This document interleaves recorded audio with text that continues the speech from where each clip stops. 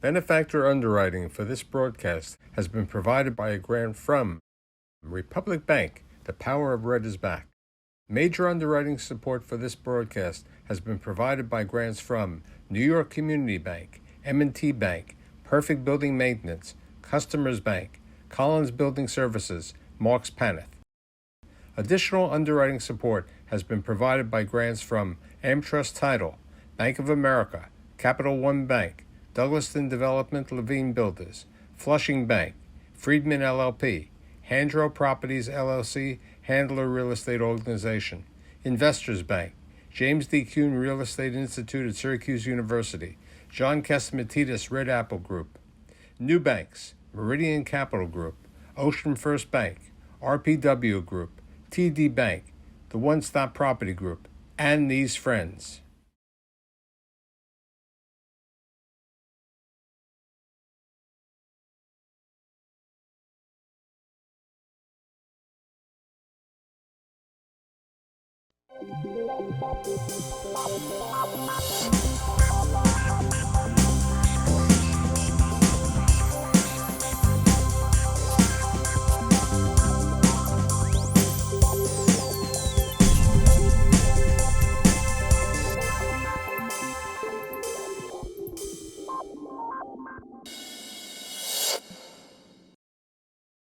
All of a sudden, an asset class called industrial is the number one asset class.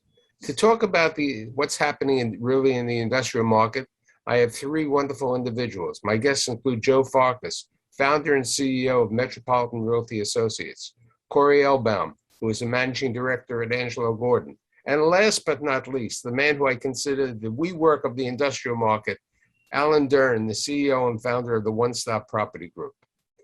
So, Joe, all of a sudden, you've been active this year, extra active in the industrial. Why the industrial market as opposed to the retail and the office market? I think there's a couple of things that are happening fairly obvious. First, MRA has a long history in the industrial business. We've partnered with several major institutions over the last 2 decades in buying industrial buildings, but not for industrial use per se, much more for change of use. And we created a reputation around adaptive reuse, moving industrial buildings to higher and better uses, including retail and office properties. We were always familiar with the assets themselves, the dynamics of the construction, and how to change the use. Now we find ourselves, as you mentioned, in a unique situation where the changes that have come about in the office and the retail sector, some more driven by the impact of the COVID-19 pandemic, has driven a huge demand for institutional capital towards the industrial sector for a variety of reasons. The change in retail from brick and mortar shopping to online last mile logistics and delivery. The office sector has really suffered from the flexible work schedules, the back to work, who's coming, who's not coming, and the changes in those dynamics in investing in the office sector. And industrial has really just withstood the time of the last 2 years, and even more so into the future, will withstand the time where we see solid investing opportunities for the long term. You bring out the institutional investors, and that's Corey. How does Angelo Gordon and your peers, in the industry, look at the industrial market? Yeah, look, obviously it's no secret that it's a highly sought after asset class. And, we're certainly no different than many of our peers. And I think Joe touched on it. E-commerce is really driving the industrial business. And there was once a day where, the only thing you could get next day was FedEx, and they were delivering packages. And now you can get, anything you want, a toothbrush, a dozen golf balls, whatever it is, in, next day, or even now next hour.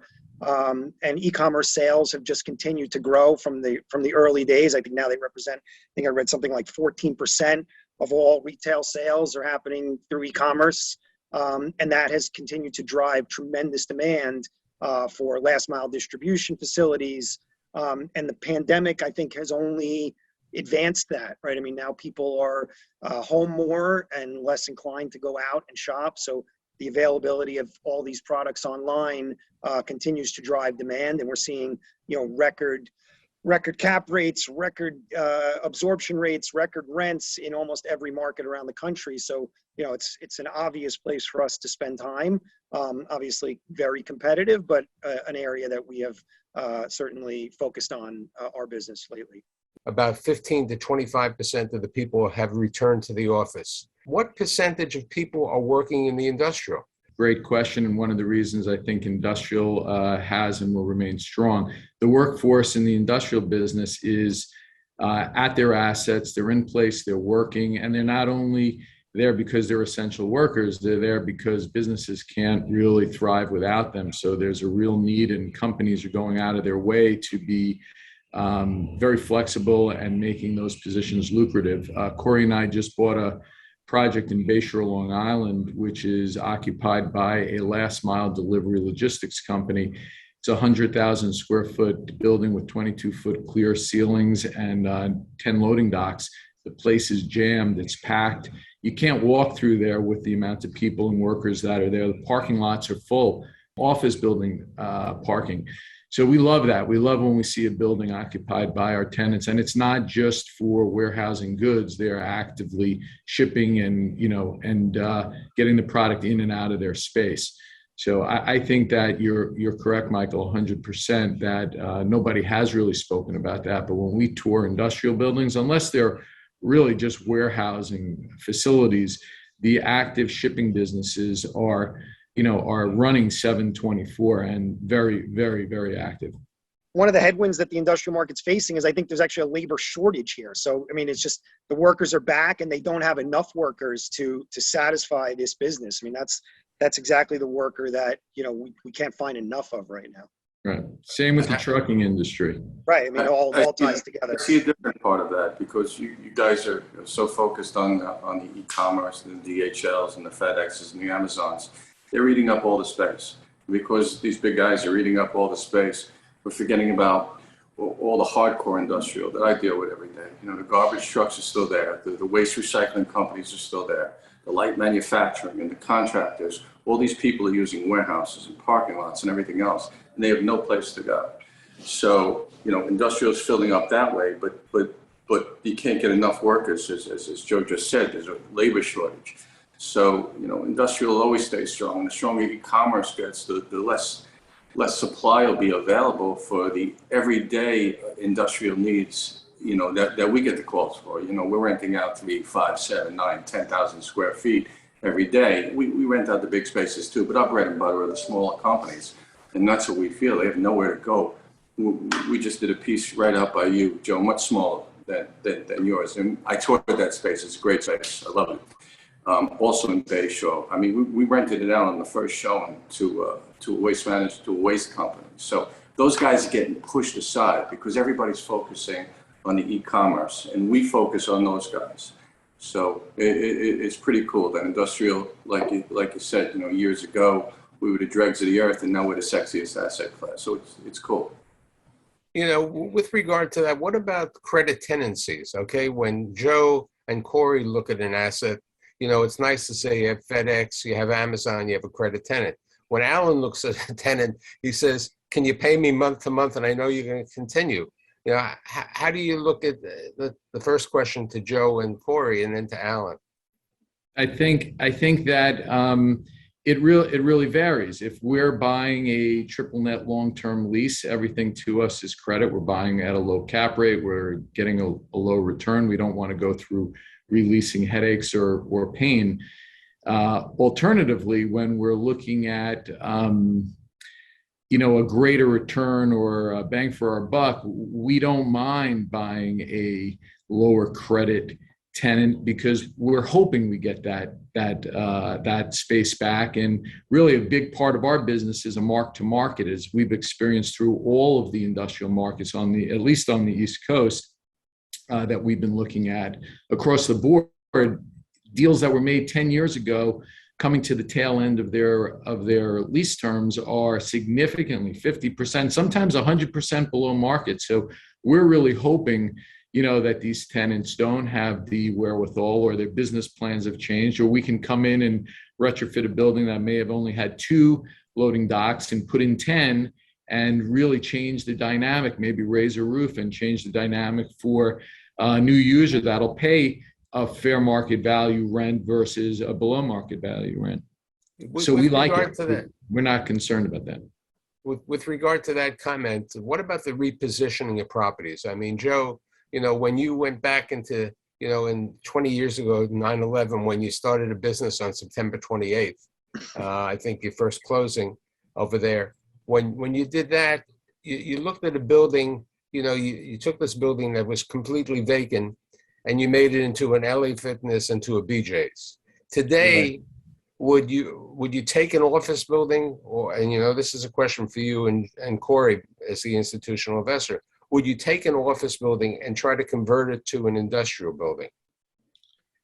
I mean, from my standpoint, we're seeing that happen all over the place. Single-story office buildings that are in the suburbs, not specifically speaking about New York City or the 5 boroughs, but office buildings now are being knocked down to be converted to industrial buildings.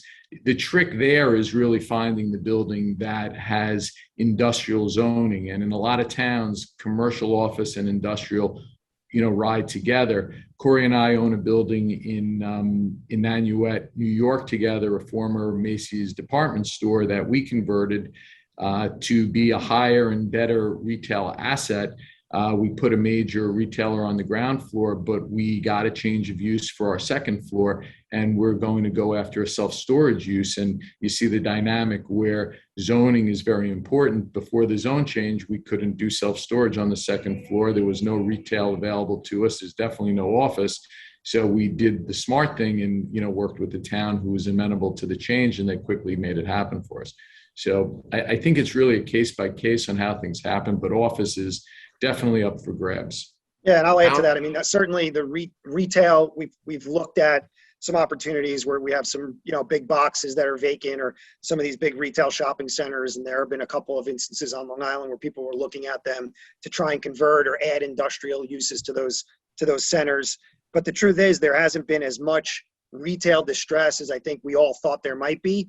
And so you hear Amazon looking at space to convert to industrial. And I think that trend will continue, but it just hasn't been as prevalent as I think we all thought. But certainly the idea of converting some vacant retail boxes to industrial is one that I think we'll continue to evaluate. And I think those opportunities will show, just maybe not as prevalent as we had all thought that might be. I also think, I'm sorry, just to get this point, because I think it's important when we're talking about retail to industrial, I think that the brick and mortar demise, not to say that it's overrated, but through the omni-channel impacts of retailers needing both physical stores and warehousing, I think you're going to see a lot of these big department stores over time really convert to just that, be retail stores with an industrial use. And I think it's going to take the towns, the smart towns,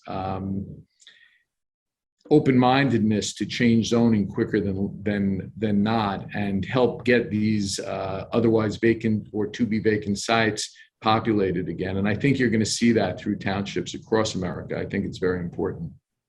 Alan, you operated in every one of the boroughs, the 5 boroughs, and now you've expanded more on Long Island. Do you see yourself going into Connecticut like Joe recently did in one property? I don't. Most of the tenants in the super prime areas are being pushed either to, North Jersey or out to Long Island.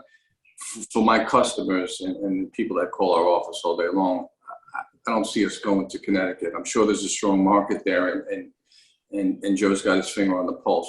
I don't. We're in contract on 4 assets out here, and we've already pre-rented them. And it's quite a struggle getting the towns to agree to certain uses. As Joe said, there's a certain amount of coverage. We're not used to this. We're used to in the super prime areas. We got an M zone, an M3 zone. As of right, we could do whatever we want. Out here, it's much different. It's challenging. So I don't see myself going to Connecticut. I think Connecticut was an interesting play, and I'm not inviting Alan to compete with us in Connecticut, and I by no means am the king of Connecticut. But if you just look at interesting areas, which are secondary or tertiary markets where there's still great opportunities to buy, MRA partnered with Clarion Partners in their non-traded REIT and bought a FedEx triple net long-term lease, a 10-year lease at a terrific return, and really quickly recognized that the dynamic of that Connecticut market, kind of the middle market, is midway between Massachusetts and New York, and there's tremendous dynamic to be in that part of, I would call it, southern Massachusetts, northern, outside of New York City, and the logistics for delivery are sensational. In Connecticut, in the right spots, we purchased in prime South Windsor, right outside of Hartford, really make a lot of sense. There's a lot of speculative development in the market.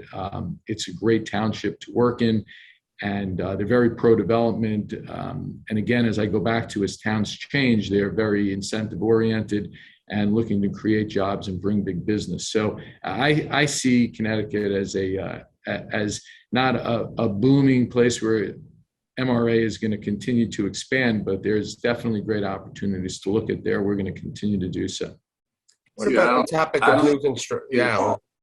I don't think we compete at all. And the reason I don't think we compete at all is you buy Class A industrial properties. You really do.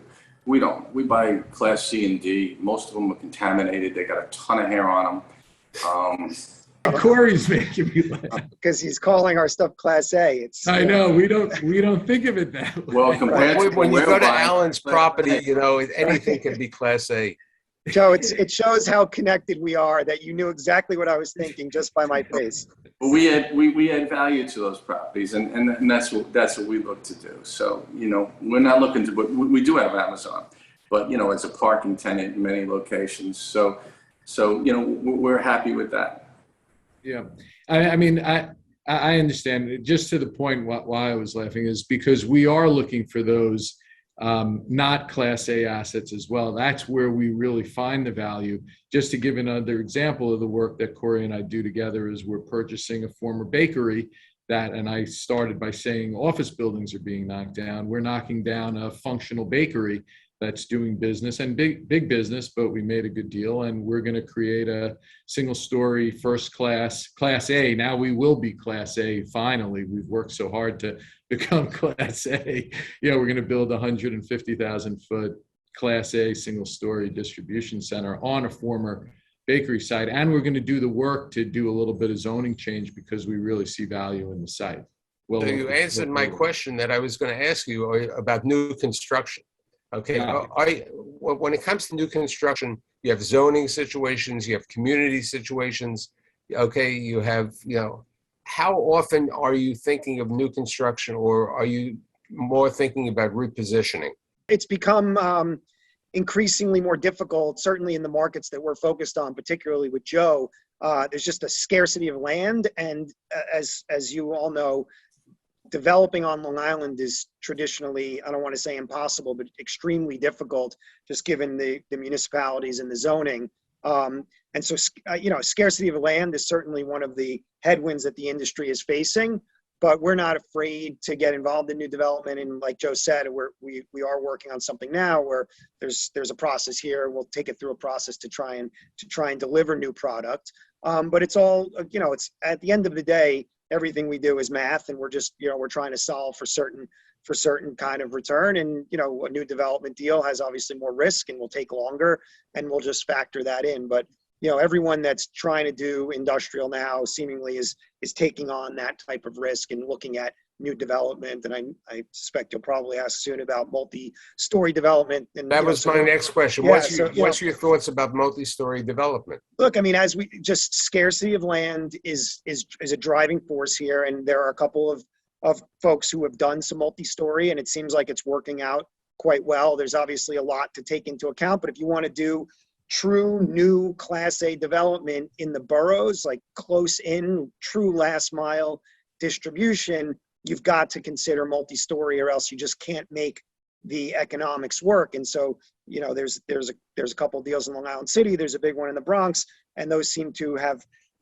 gone up. And I suspect that they're feeling pretty good about the opportunity that they have there, because the big distribution guys need to be close to the doors. And so Manhattan, being close to Manhattan is critical. And, the only way to do that is to do multi-story in these close-in markets. So we haven't done it, but I think it's a trend that will continue. And I think people were afraid at first, but I think now it's becoming part of the industry. And I think we'll continue to see that expand. Alan, are you changing any of the uses or are you continuing with the proven history of the one-stop?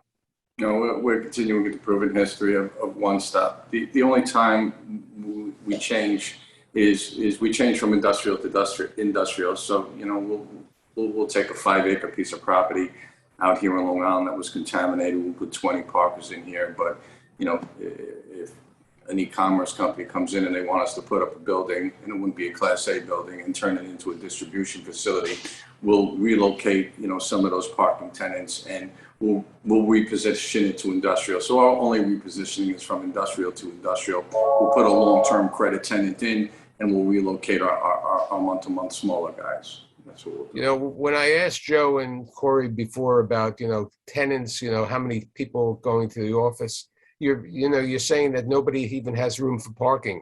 Are you considering building above ground parking so you can take care of the ability to have the employees at the facility? There's a couple of projects that we've looked at lately by a local developer, one out by JFK and another one that's in planning by LaGuardia. And they're doing 3 stories of parking above the distribution. And they're actually charging rent on that parking to their tenant.